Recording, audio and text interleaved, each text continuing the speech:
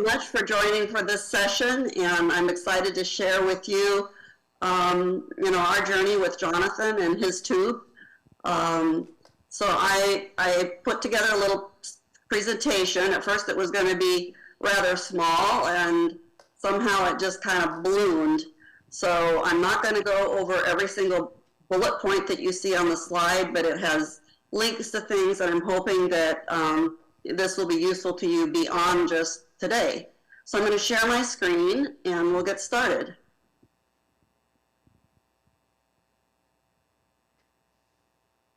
Okay, I hope you can see that. So we are going to focus on blenderized formulas for enteral feeding using real food. I do want to put a little disclaimer that, caution you not to make formula changes, including switching your loved one to a real food formula without consulting your doctor or other healthcare professionals that are working with you. But I'd like to share our journey with Jonathan, and it starts back in 2015 when he had to have a surgery. He had stage 4 pressure ulcer, and we'd spent a year healing it up, but at the end of the day, he had to have what they call a flap surgery in order to really get it healed up.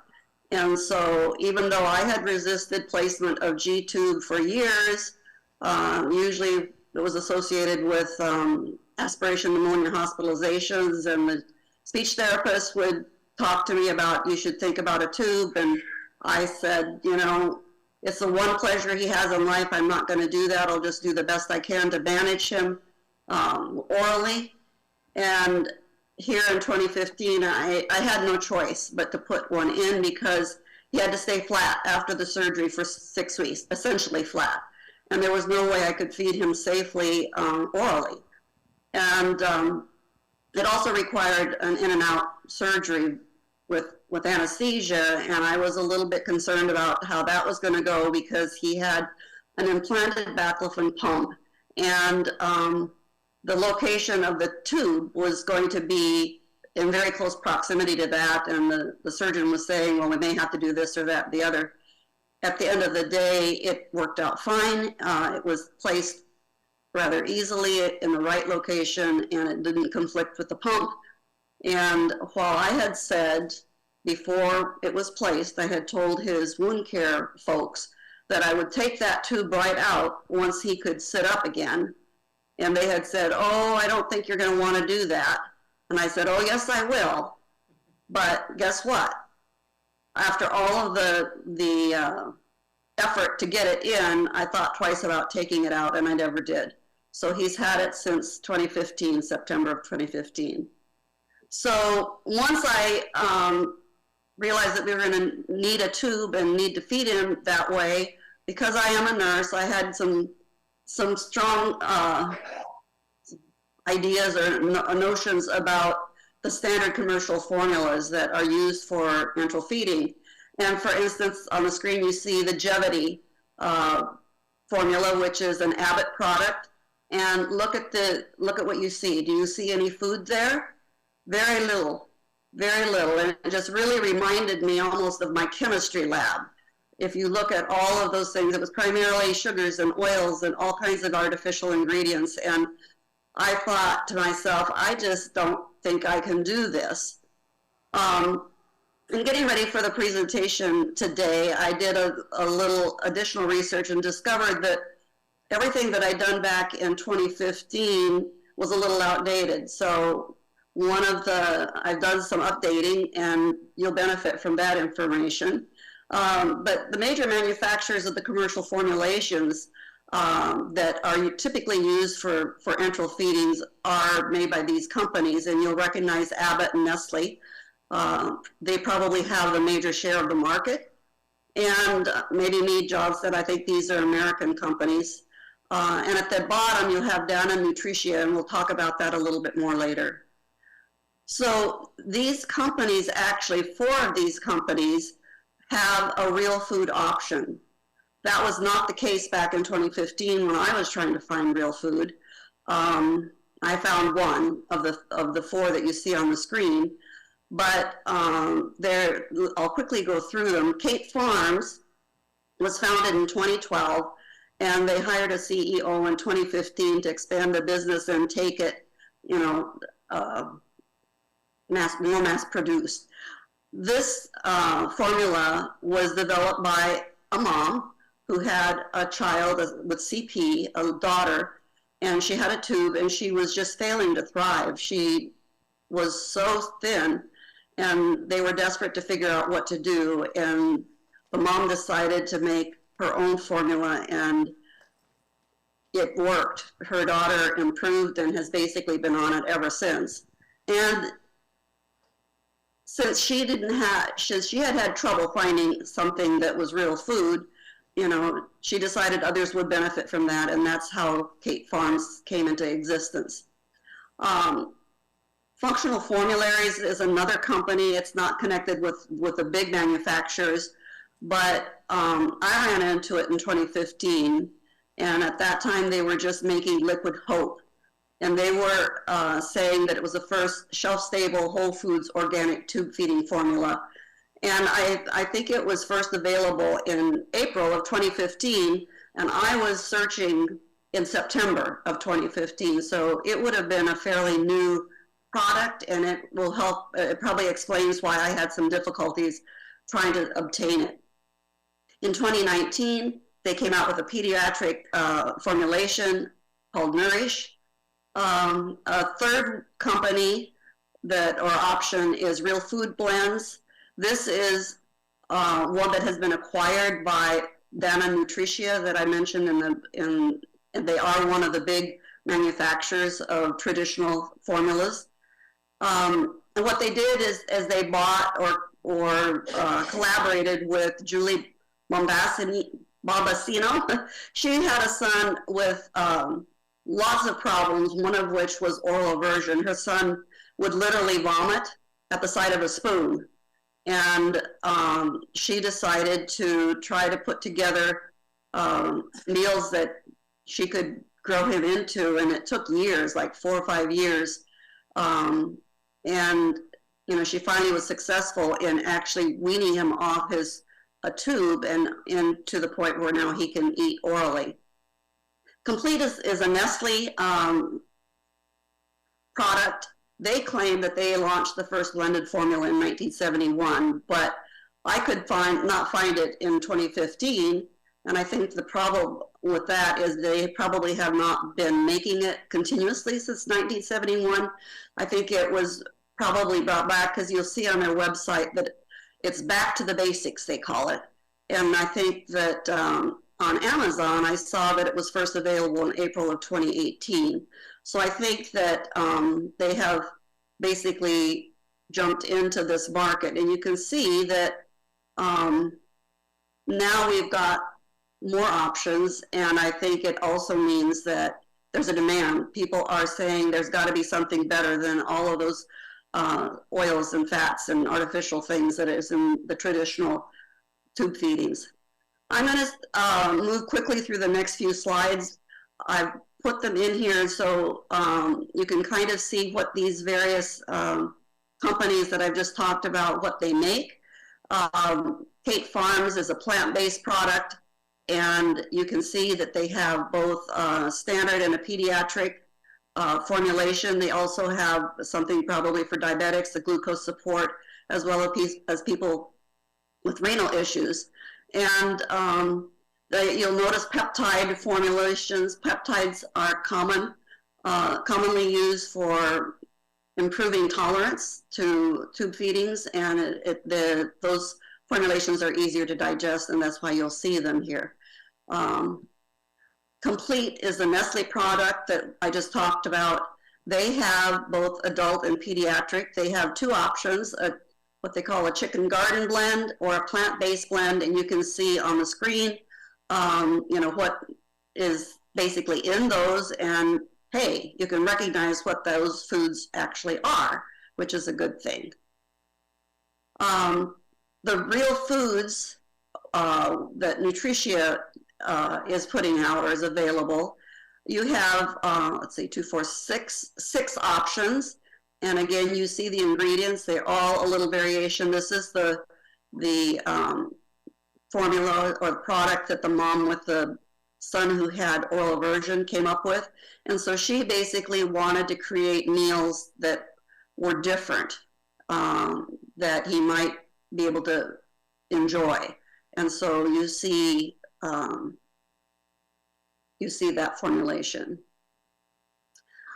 Functional formularies, they have the Liquid Hope, they have a peptide version of it, they have the Nourish pediatric version, they also have a keto formulation.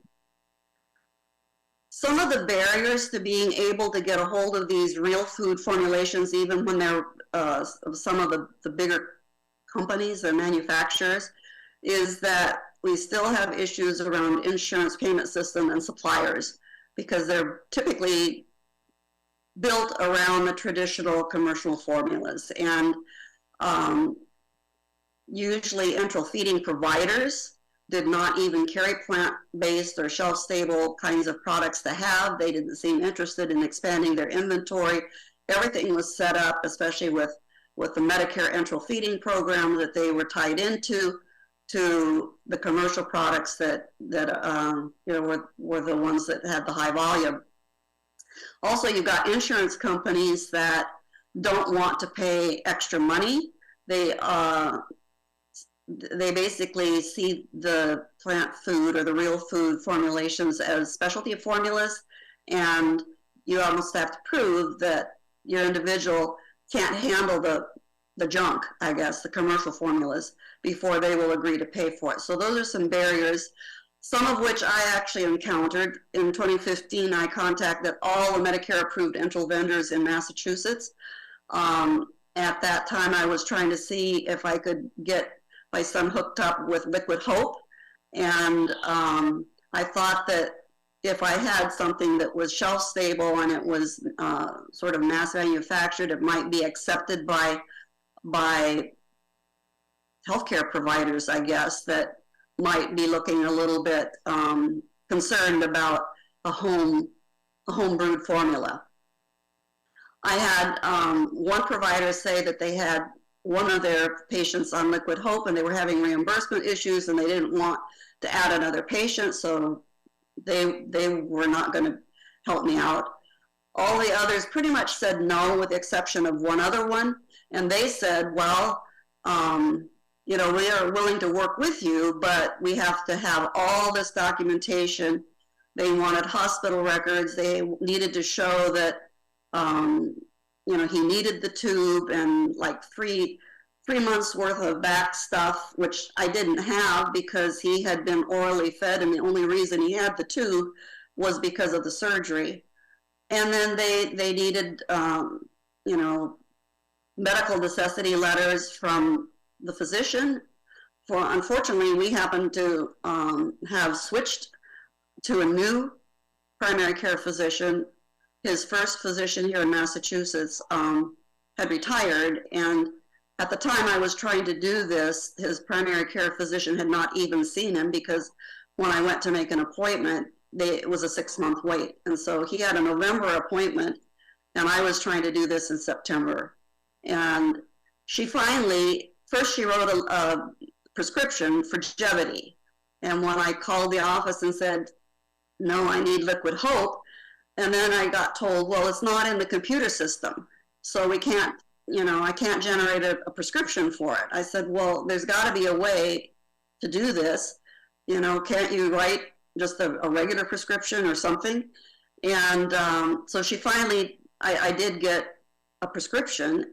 Her letter of medical necessity was like, I think, 1 sentence, and it did not at all meet the criteria. And at that point, I said, okay, this is not going to work. Even if I can get this done, I need a lot more time to do this. And so I went to plan B, which was make my own.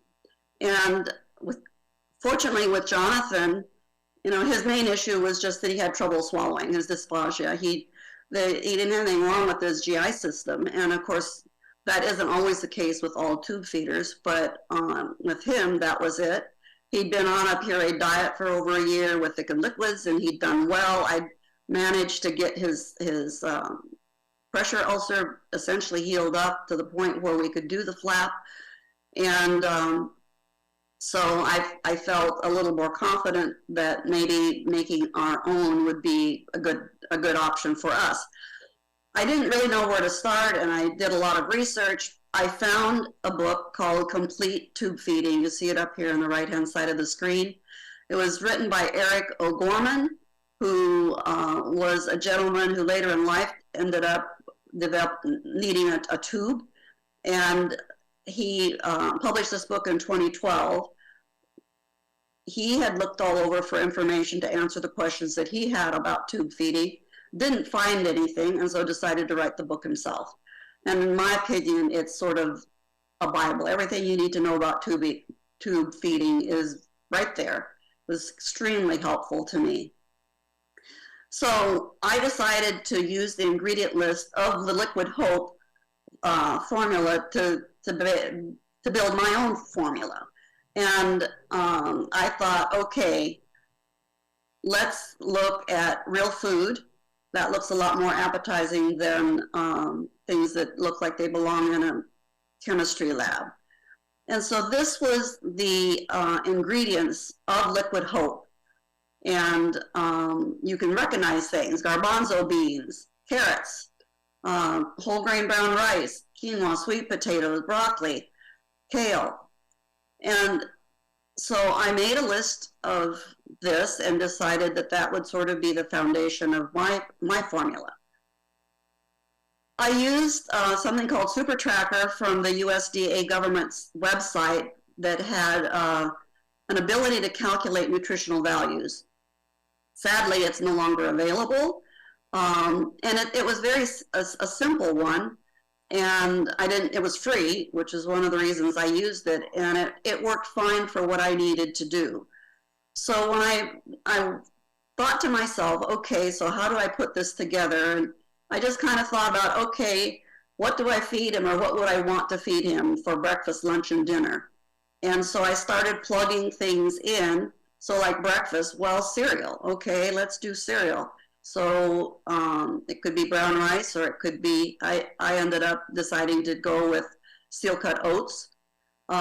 Fruit, so I wanted fruit. I knew that blueberries were very, very high in antioxidants, and they should be practically on everybody's menu almost daily, so I made sure that that was in there. And then I looked at lunch and dinner, and I thought about, okay, we need at least 2 green vegetables, at least 2 orange vegetables. And then I looked at, well, we need protein and we need calories. And so I just kind of used common sense. And even though I use the Super Tracker to give me the nutritional nutrients, and then I compared them with the nutrition of Liquid Hope, kind of using that as a guide, I'm not sure that all of that is necessary for most people who are being tube fed and who are going to, you want to feed a real food diet to them through their tube. How many of us do a nutritional analysis on everything we eat? We just don't. And so I don't think it would be necessary. I did this more for myself, and I felt defensive, and I don't even know why I felt defensive. I just thought I was going to get resistance from some of John's medical personnel, and I didn't. So it was really an unfounded concern. But I also had made an appointment with a dietitian from Brigham and Women's Hospital, the Faulkner Hospital, to give me some advice, to review my recipe that I came up with. I showed her all the nutritional values that it came up with, and she was able to tell me, hey, you got a really good recipe, a good formulation. You can go with it. She helped me figure out how much to give him. She talked to me about water, which we'll talk about in a minute. She also gave me an alternative and prepared me for the fact that it was very likely that the hospital, and I didn't know how long he was going to have to stay or if he was going to have to stay in the hospital when the tube was inserted. I thought he was going to maybe have to stay overnight. As it turned out, that wasn't the case. But she told me that it was likely that I would have to have a commercial formulation of what it would probably look like. And she also gave me a recommendation for, I think it was Isocal, in the event that I couldn't get my own recipe together, and gave me amounts and quantities to use for that. She was extremely helpful. So we had one meeting face-to-face, and then a lot of emails back and forth after that. And I do believe that having a dietitian on board is really a good idea. I looked around for some nutritional analysis websites or programs that would be free if you do want to do an analysis, and these are the chronometer and Very Well Fit are two options. The Food Data Central is on the USDA government website, and that basically has practically any food you can put in, and you can get the nutritional analysis of that particular single food, if that would be helpful. So here's what I ended up coming up with for Jonathan, and I've just sort of listed it in categories, but as you can see, it's all real food. So this is what goes into his feeding, his formula. I have elected to give that to him 3 times a day. I don't mess around with, okay, breakfast, let's just do this, or lunch, let's do that. Jonathan has been a lacto-ovo vegetarian, because that's what we have been, and so I was obviously going to have a vegetarian diet. And oh boy, there's the phone. Can you stop the phone? Thank you. Sorry. That's the problem of doing this at home.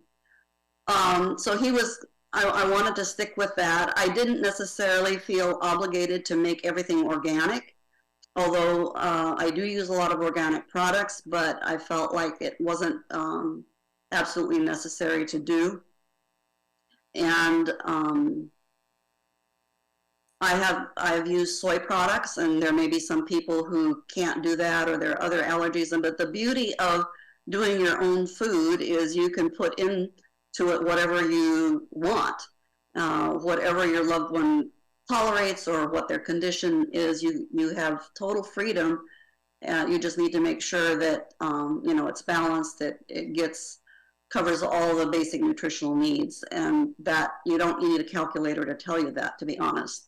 So anyway, steel cut oats, quinoa. Quinoa is a seed, actually, but it's high in protein, and so it bumps up. I probably have gone a little overboard on protein, I would say, and that's partly because I did that the year that I was just feeding and trying to get that pressure ulcer healed up. And there's always concern too on a vegetarian diet that people are going to be deficient in protein. So quinoa does that. Chia seed has an array of benefits, and I'm not going to go into the individual benefits, but I think it's pretty self-evident that this is all just really good, healthy ingredients. So prunes, raisins, and olives. Bananas, oranges, apples, blueberries, and avocados. In the legumes and nuts department, I use chickpeas. If I don't have chickpeas, I'll use another kind of bean. I use canned beans. I don't bother to cook my own. Edamame, I usually get that frozen. And it's a source of protein in a small little packet. It's really good. Lentils, I cook the lentils. Walnuts and almonds, I depend on them mostly for the fats as well as the good things that come with that. When I first started the recipe, I would use flaxseed oil, and then I decided I just didn't need to add all that oil. I could depend on things like nuts and avocados and those sorts of things for the fat, and we've had no problem since I cut out the oil that I used to add. So my yellow vegetables, carrots and sweet potatoes, green vegetables, always use spinach. You could use kale if you like, broccoli, sweet peas, and zucchini. I always put cabbage, cauliflower in. cucumber, fresh ginger. And my protein sources are tofu. Again, if you don't want to do soy, you don't have to. You come up with something else. You can use, as you may have noticed, some of the other real food blends from the commercial manufacturers use chicken or fish. I happen to use right now Organ protein powder. I've used the pea powder, pea protein powder in the past, whatever is available. Again, more protein comes from flax meal and hemp hearts and hemp protein powder, and I'd use soy milk. I elected to use soy milk as the liquid for blending, largely because it has the same amount of protein as regular milk has, and I have always sort of felt like regular milk causes phlegm, you know, and so that's my reason. But you can use regular milk if that's what you'd like to do. You can use actually a formula to be the liquid. I don't recommend water because it's not adding any nutritional value. Things like almond milk are good, but again, you don't have the protein with that. So when John was in the hospital in 2018 in ICU, he had a very, very severe respiratory infection and almost didn't make it, but the dietitian came in and we talked about his diet, and she said, you know, you're doing fine. He's getting all his macronutrients, but he's losing or missing micronutrients. And so they recommended that we add a multivitamin, folic acid, and ferrous sulfate. And ironically, in looking through my notes from 2015, I had, I think, told the dietitian back then that I was going to give John a multivitamin, and then I never did. And I think part of that, my rationale for that was I looked at all this wonderful good food, and I thought, why does he need a multivitamin?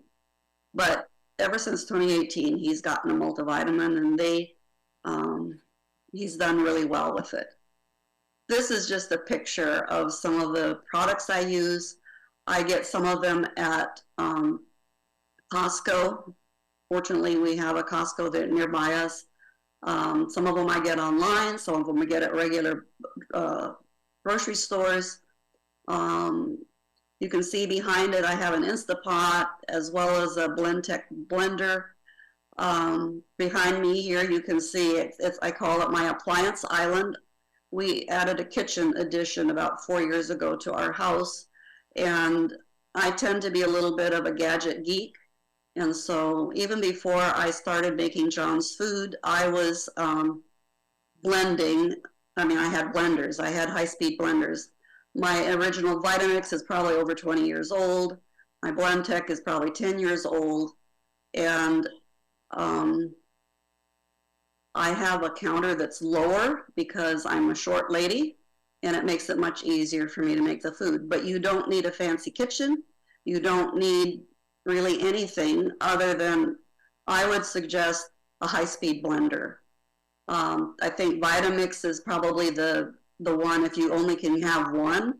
I would probably go with the Vitamix. The reason I got the Blendtec was because at the time I bought the Blendtec, the Vitamix did not have a large jar, and it was very, very difficult to blend things and get it out of the narrow jar that the Vitamix used to have. Now you can see it's got this lovely large jar. Not a problem anymore. And the Blendtec jar is a nice large jar as well. You'll need containers for storage of your formula. If you are going to make more than just enough for a couple days, you're going to want freezer space. I don't have a special freezer. I just use the freezer in my house, and then I have an old fridge in the outside with a bottom space freezer, and it works fine. Let's talk briefly about water. And this is something the dietitian made sure that I understood it was important to focus on water. You're going to do flushes of your tube before and after the tube feeding, or if you're giving meds, usually you're going to use 40 to 60 ml, and the proper procedure for meds is that you give meds individually and you flush in between each of the meds. I'm a nurse, but I still take a shortcut on this, and I figure, hey, it's all going in the stomach, and it's gonna be mixed up in there, and I just grind all of his meds together and give it to him at once. But the correct way is each med separately with a flush in between the meds. Then there's the free water, and I was kind of surprised when the dietitian told me that for John, you know, I should have a goal of 2,000 mLs per day.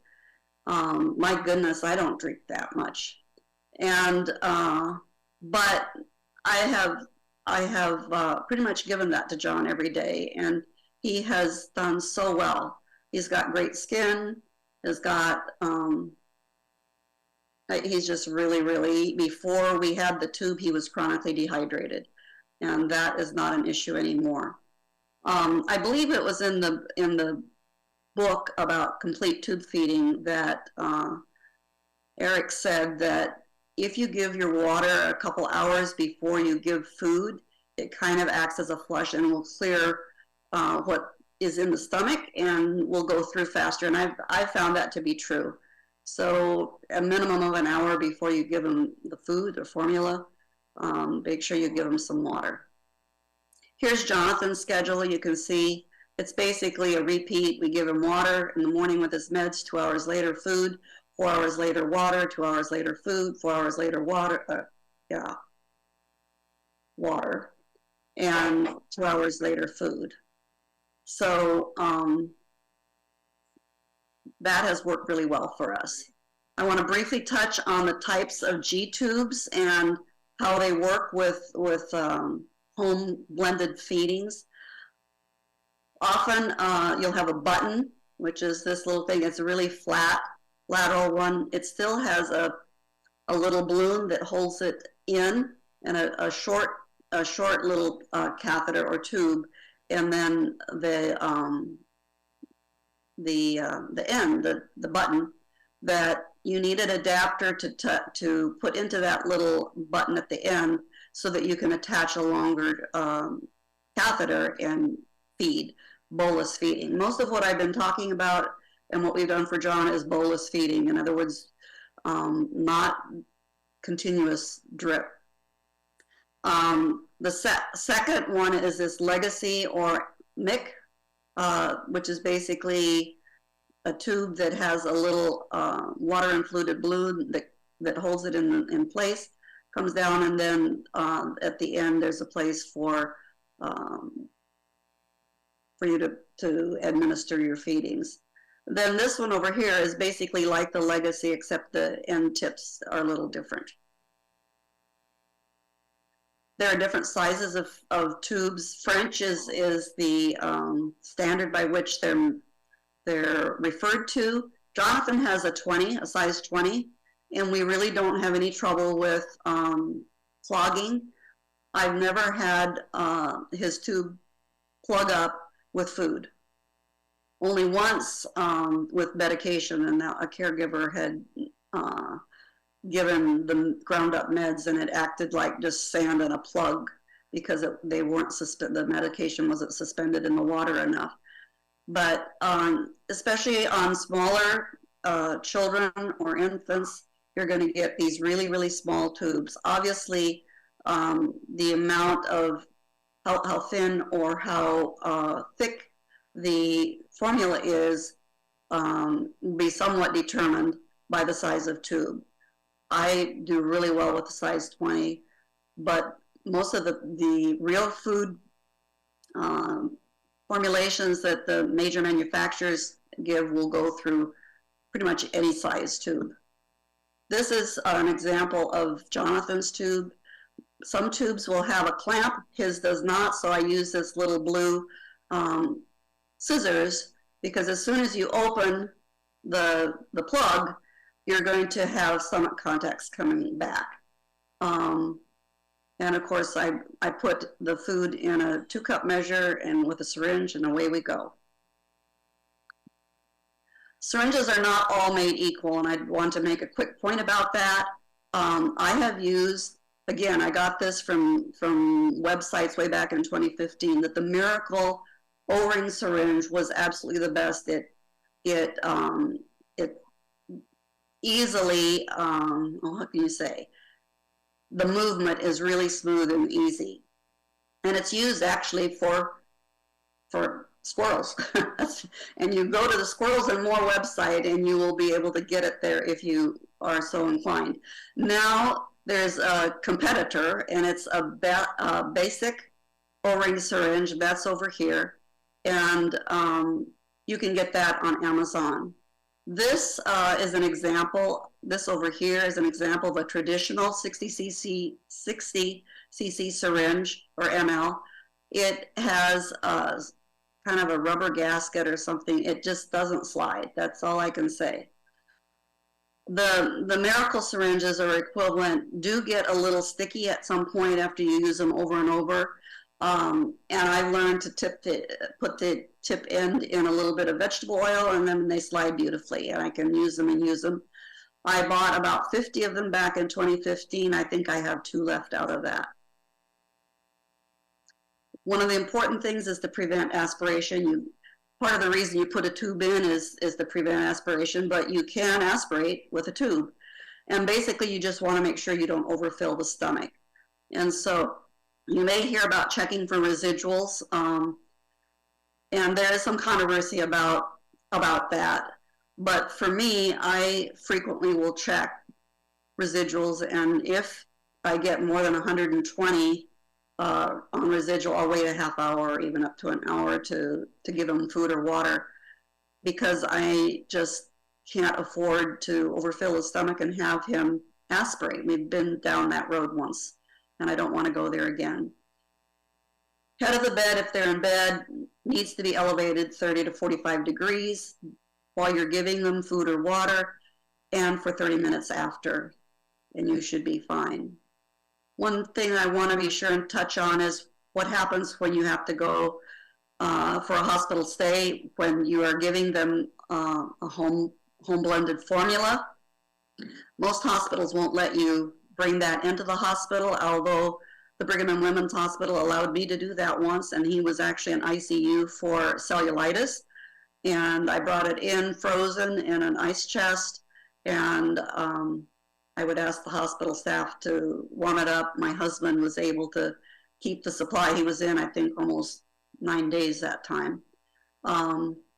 You can ask the hospitalist or the doctor to write an order to allow that. They may or may not do it for you, but ask away. Most hospitals may not stock the real food formulas that we talked about earlier, but ask them if they can, if they would. And if you can or would like to, or they will let you, you could maybe purchase some of the shelf-stable real food from the 4 options that we talked about earlier. Bring it in yourself. But you do need to be prepared that they may say no. And when John was in the hospital in 2018 with a very, very serious respiratory infection, part of it involved aspiration of right after he'd eaten. And it was just better that he have a continuous enteral feed, and he had the commercial formula, and he did okay, and it was the right thing to do. So don't be too stuck on it. So here's a few pros and cons. Pros: dehydration, you don't have to worry about anymore. You have more options for giving them meds. Before, John would hold a pill or a ground up pill. One time he held the Levaquin in his mouth for an hour, wouldn't swallow, and that thing is so bitter. I tried everything. I don't have to worry about any of that now. I don't have to worry about what to give. It easily goes into a tube. You just got a lot more options. He sleeps a lot. You can still feed him even if he's napping. And for sure, he's probably got better nutrition than the rest of us in the family, because we don't eat all of those good things that we give him. The cons to a tube is the joy of eating is lost. but I already shared the fact that, maybe I didn't, but anyway, when it came time for John to go completely with tube feeding, I realized it was more important to me to have him eat than it was to him. We talked about the outpatient surgery for tube placement. Daily care of the G-tube site is really no big deal. Every diaper change, I just wipe it with a wipe, and granulation tissue can be treated, usually with some type of a steroid. You need to be careful to avoid clogging the tube. Part of that is having a really good blender and keep making sure there's no lumps in the food you give them. And of course, there's regular tube changes. I'm allowed to change John's tube part of the time. I have a thing with the Brigham outpatient department. I take him in, they change it once and give me one to bring home, and I change it the next time, and then we sort of alternate that way. But I always have a spare at home, always. I've given you a list here of helpful videos. You see some are from Boston Children's Hospital. The fact that they have recorded 4 videos on blended diets, I think, speaks volumes. And I found another one by a dietitian that I was fairly impressed with. There are all kinds of videos that you can see, find on YouTube that give you lots of additional good information, but this is a start. And here are some of the helpful books. You've been introduced to the complete tube feeding. These others, they have recipes. Again, more additional helpful information that I hope that you might find helpful should you need that. And that is it. Thank you so much. So I don't know, we're supposed to be done just like right now. I don't know if there's questions, if anybody wants to ask, or what we want to do at this point. I'll let you take it over. Unfortunately, we're out of time. The next group is queuing out the door to meet up, but you have one comment. I had one student that started, Hold on. I've only known him, he's now 24, and he's been on his mother's made his diet his whole life, so. Okay. I was just saying that I have a student that I used to have. He's now in his 20s. He's going for a master's at one of the universities, University of North Carolina, in computer engineering. He has a very rare disorder, so he could never eat. And his mom has made his own diet his whole life, and he's done very well. She's a physics, she's got a doctorate in physics, and she always felt that his nutrition was very important to her. So good for you. And I have learned a lot, and this is going to help us, definitely. We're going to try all this stuff out. Thank you for your resources. Really appreciate it. You're very, very welcome. I'm glad that you'll find it helpful. Okay. The camera's back there. Yep.